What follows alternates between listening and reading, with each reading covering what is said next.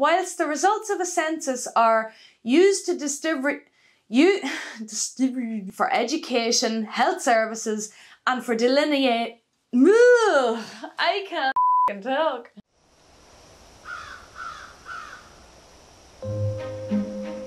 Come on into the ditch. I'm your resident ditch witch, Tine, and we're about to get legal again. Give me a thumbs up if you'd like to know what witches really think about your bloody laws. In Ireland, we're currently working on Census 2022, which is set to take place on April 3rd. And there have been some new additions made, as well as some cringy mistakes. So I thought you might appreciate a quick summary rundown of the good, the bad, and the ugly of Census 2022. The census in Ireland, as in other countries, is carried out with recommendations and support from the UN World Population and Housing Census Programme. In our case, it's carried out by the Central Statistics Office, or CSO. Here we conduct a census every 5 years, there or thereabouts. Our next one was due to happen in April 2021, but naturally it was decided that saving lives was more important than doing a nationwide roll call. And no, we haven't yet figured out how to do it in a contactless way for some reason. To be honest, maybe we can't be trusted with that just yet. If you want proof, Google voting machines Ireland and don't come for me. The history of the census in Ireland dates back to, you guessed it, the British imperialists who were occupying and oppressing us at the time. Quelle surprise! In 1813, they embarked upon a misguided attempt to take a tally of the Irish population and of the current state of their housing situation. And after 2 years, yes, 2 years, their results were declared to be utterly unfit for presentation. The reason? Ireland was having none of it, obviously. Census enumerators had showed up to people's actual houses accompanied by constables, church wardens, and other peace officers. Not to mention the threat of fines for being uncooperative to try and force Irish people into giving them what they wanted. You can imagine how that went down. By the end of the first year, only 7 districts had made acceptable returns, 5 had ignored the act completely, and the returns from the remaining 28 sent back for revision were either imperfectly corrected or not returned. Louth was the only county who defaulted on the town, though I'm not entirely sure what that actually means. Does it mean that they just paid the fine? I don't know, let me know. Anyway, on to this census, because that's actually why we're here. And the most important things that you need to know about Census 2022 are: number 1, you can still be fined for avoiding the census. Yup, and it's bloody steep as well. Fines run up to €20,000 depending on the charge. I mean, yeah, if it's about providing better services and laws to more effectively serve its citizens' evolving requirements, then it'll be hard to argue a case against what for some could be a devastating penalty. But a wee glance at the UN's website states that whilst the results of a census are used to distribute and allocate government funds for education, health services, and delineating electoral districts, census data can also be used for academic research or business marketing. What? P.S. In case you've never heard of the second/edited, aka secret electoral register, no, I don't mean the official one we use to keep track of voters, but the sneaky second one that Irish Voter used to get the addresses of boycotting citizens a few years ago for nefarious purposes. Allegedly. But that was hidden on the electoral registration form and not on the census form, so it isn't directly relevant to this video, but it did happen, and as far as I know, the tricky opt-out box still hasn't been removed from electoral registration forms, and so my skepticism about states collecting data for commercial use remains healthy, thank you very much. Especially when they're threatening heavy fines for those who don't cooperate. I'm not saying the census is evil. Chill, okay? I'm just saying it's a precedent I would personally like to keep a close eye on. Data is, after all, the new gold. Number 2, now with added time capsuliness. As I do be rifling through some of Ireland's earliest census records from time to time when researching my videos, I often wish the people that I'm researching could like reach out to the future and talk to me. What would they say about living in one of the poorest streets in 19th century Dundalk? What did they really think of their local lord? What kind of hopes and dreams did they and their children have? And most importantly, what kind of baked goods did they like best? Well, this year there is an option for you and your family to leave a handwritten message for the historians of the future, and possibly also for advertisers. Who knows? They say it's protected, but do we believe them? So if you're the kind of person who likes to bury plastic skeletons in your garden, poised in hilarious poses for the archaeologists of tomorrow to find, now is your chance to shine. Jokes aside, this might actually be a pretty cool way to preserve some lesser known history or folklore that you're in possession of. Especially if you're not into making YouTube videos about it or having it published by traditional means. The intention behind the new time capsule section on the Census 22 form is to leave a message for your descendants, which will be opened in the year 2122, so 100 years from now. First of all, you'd have to hope the CSO does a better job of minding things than the government does. But secondly, Irish birth rates have been noticeably declining for several years now, and it seems to be largely for economic reasons.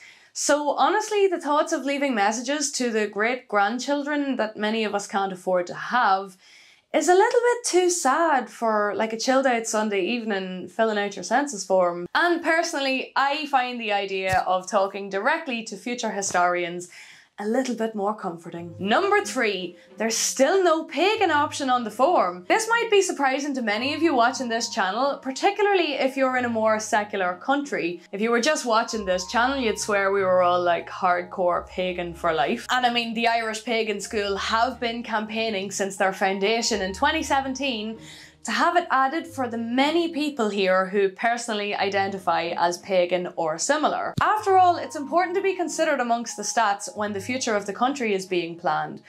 Irish paganism is a culture with its own practices and sacred sites and interests. Standing up and being counted helps to preserve and support that culture for present and future generations. But there is a fine line between organised spirituality and organised religion, and it may take some time yet for the nuances to become clear. After all, many are still identifying as Catholic simply because they inherited the tradition and thought no more about it. Many are identifying as atheist or agnostic in reaction to the horrors within the Catholic Church they were reared in. And indeed, it is the first year that Roman Catholic isn't the #1 top option on the census form. It now comes second to no religion. So if it's something you feel strongly about, be sure to add pagan in the other box of the census form, or, you know, heathen, wizard, Jedi, whatever floats your boat really. Number 4, there are now 8 brand spanking new questions. As if it wasn't tedious and anxiety-ridden enough. Is that just me or? The census form now has 8 new things to ask you. These relate to renewable energy sources, childcare, smoke alarms, smoking, working from home, volunteering, internet access and devices, and travelling home from work, school or college. There are now 37 questions on the census form, not including the voluntary time capsule section or the absent person section. In Ireland, we still have census enumerators who go door to door within their districts, liaising with households for some weeks before the census date to ensure complete and correct details are provided for each home. Is it done like this in the country where you live? I need to know. Tell me in the comments. And you know, I am a grown woman. I've done many a census, and I've long since defected from the Catholic Church. But I still cannot hear the word census without thinking of King Herod. In primary school, I remember having a mistrust of all monarchy and wondering who this nosy was and why he wanted Jesus and his mammy and daddy's names on a list. Fun times. And I saved the worst 2 for last. Number 5 is an eye-rollingly preventable mistake which, despite being called out early on, was apparently not a good enough reason to recall and reissue the census forms. And instead we'll just have to wait for the mistake to be rectified in the next round in 5 years' time, and make do with an apology. Like, we're out here in these streets trying to get people to stop using the wrong word to refer to the Irish language. It's Gaeilge in popular usage, by the way. And here we are mixing up the word Arab, meaning of Arab heritage, with the word Arabic, which is a language. Seriously, someone better have got the sack for that. Like, have they never heard of Google or a book? Like, try and make a mistake on that scale in corporate land and see how far it gets you. CSO, get your shit together, you're making us look bad. But not as bad as number 6. Randomly assigned gender. This one is definitely right up there on the shitty things we did because the EU basically dictates our laws now list. And it more or less comes down to this.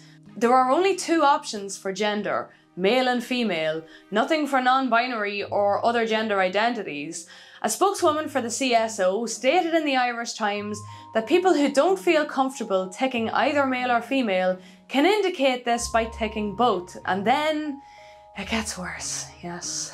A gender will be randomly assigned to them. Like, what? Randomly by who? Or by what software program? And why? How? What? The CSO says it's for statistical purposes, so if ever you needed proof of how misleading stats can be, there you have it. The same spokeswoman also stated that European Union legislation requires that a question on biological sex is asked and dictates that the only answers that can be provided are male and female. So I'm not sure why they're making such a big deal about trying to do better next time, unless they're planning on lobbying at EU level. I mean, maybe we'll be allowed to ask additional questions about gender identity? Who knows? Someone ring the EU there and ask them. So I hope you enjoyed this roller coaster rundown of Census 2022 in Ireland. Or at the very least that you found it interesting. I'm sure you've noticed that socio-political issues tend to bring out my sweary side. Yay! And if you'd like me to discuss any other topical things, feel free to drop them in the comments. I may or may not ever actually get around to them, but you never know. Don't forget to smash that like button to stick it to King Herod and his team of nosy census enumerators. But also don't forget to complete your census form. And hit subscribe for more fun and witchy legal adventures. I upload 2 to 3 times per week and you're not going to want to miss it. Slán agus beannacht, goodbye and good luck to you. The census ting-a-ring-a-ling, ding-a-ling, ding-a-ling. God damn it! And so my septicism, it's gone septic. Quelle surprise! See this here, you've probably seen it before, but just in case you haven't. Alright, it's not ironed, so don't judge me. Last of the Fallen Angels, okay? Featuring Tine. This single appeared on an album by Last of the Fallen Angels, and I feature on one track called Ivory Tower, and I'm actually sandwiched on this album between collaborations which include Peter Hook from New Order and Joy Division, and Rowetta Satchel from the Happy Mondays. Okay, track number 3, Tine, sandwiched right between those 2 absolute legends. And we're all collaborating with Last of the Fallen Angels for an album that was in aid of musicians working to prevent homelessness. So something I feel quite strongly about as well. And the big news is that that album is now for sale in HMV, okay? Yeah. HMV. Life goal ticked off. Thank you very much. Yes, it is only HMV Newcastle, okay, so you kind of have to be in or around Newcastle in the UK, not the Irish one. But still, the point is that I am for sale in HMV. Yay!